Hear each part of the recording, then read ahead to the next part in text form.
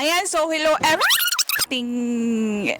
Another episode of Magulong Usapan. So, for today's video, pag-uusapan natin tungkol sa third sex or Third. third gender. So, tawagin natin yung kaibigan natin to give some ideas about this topic. So, let's welcome for today's video our guest for today, Mi Amore! Kunin mo yung laday mo.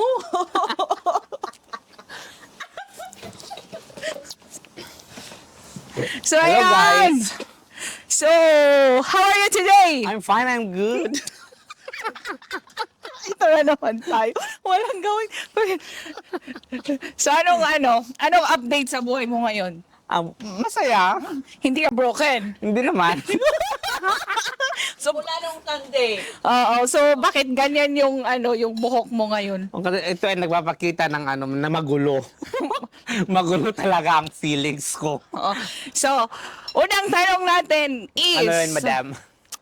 how do you define yourself? Are you gay, trans woman? I'm gay. Gay. Yeah, I'm gay. Explain why. Joke lang. Paano ba yung gay? Bakit may gay? Bakit may Oo, trans? may gay, may transgender, may bisexual, pero I belong to a gay. So you can, pwede kang ma-inlove sa babae? Hindi, gay lang talaga. Yung mga bisexual yun, yung pwedeng may love sa straight na lalaki, sa isang babae, they can, yeah. Oh, okay. Pwede sa babae, pwede sa lalaki, ganun. Oh. So yung sunod na tanong is, kailan mo or how old are you when na-discover mo sa sarili? Nung nasa sinapupunan pa ako ng mama ko, Anong nangyari nung nasa nung nabubuo pa ako, alam ko ng bakla ako. Tumingin ka sa camera? Nung nabubuo pa ako, alam ko ng bakla ako. Kaya nung lumabas ako, ito bakla na ako. Gaga. So anyway, third question is, tanggap ba ito ng Oo pamilya mo? naman, tanggap, masaya yung mama ko eh. How about your father? Masaya din siya, pero hindi iwan ko lang kung talagang 100% na masaya. Pero, baka na siya kung hindi siya masaya. Hindi kanya, nilublob doon sa Ay, ground. hindi naman. Bakit? Bakla ka ba? Well, Lalaki. no, ganun. hindi naman ganun. Okay. So, bilang isang gay, ano yung struggle mo?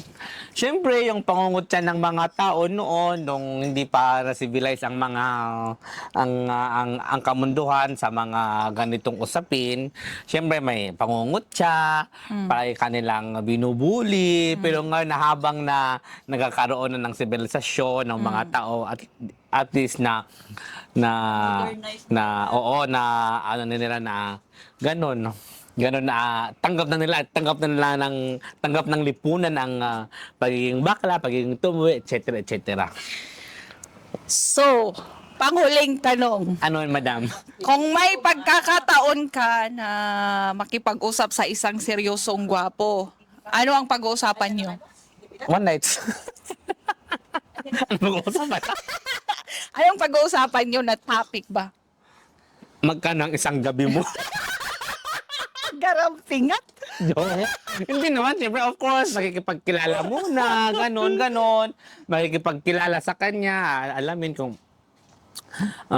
siyempre, kasi may mga tao din naman na may mga street guy na gusto makipag-usap sa mga kagaya namin, may mga street guy din na parang allergy sila sa mga katulad namin, pero as goes naman sa pag-uusap, depende naman yan, at saka depende naman yan kung ano yung pag-uusapan namin. Siyempre, kung pag-uusapan namin ay magkano ng isang gabi, di ba, ganun, depende lang ba?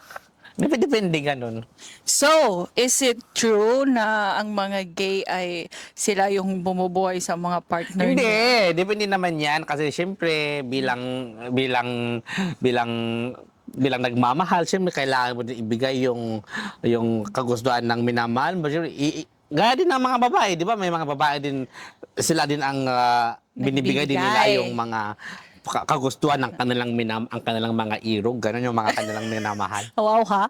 Irog. Ang lalim. Irog. So, na-inlove ka na ba? Yung as in, Maraming beses. yung true. As in true. Oo naman, serious? Oo, grabe. Oh. So, Nainlove ako sa may asawa. Inaw? Ay. My mouth. Nainlove ako sa may asawa eh.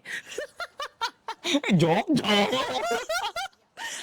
So, ayan. It's another episode of Magulong Usapan. Thank you again Thank you for for watching. And see you again to our upcoming episode. Yeah, and please like and share and comment down below. Ano gusto na pag-usapan natin.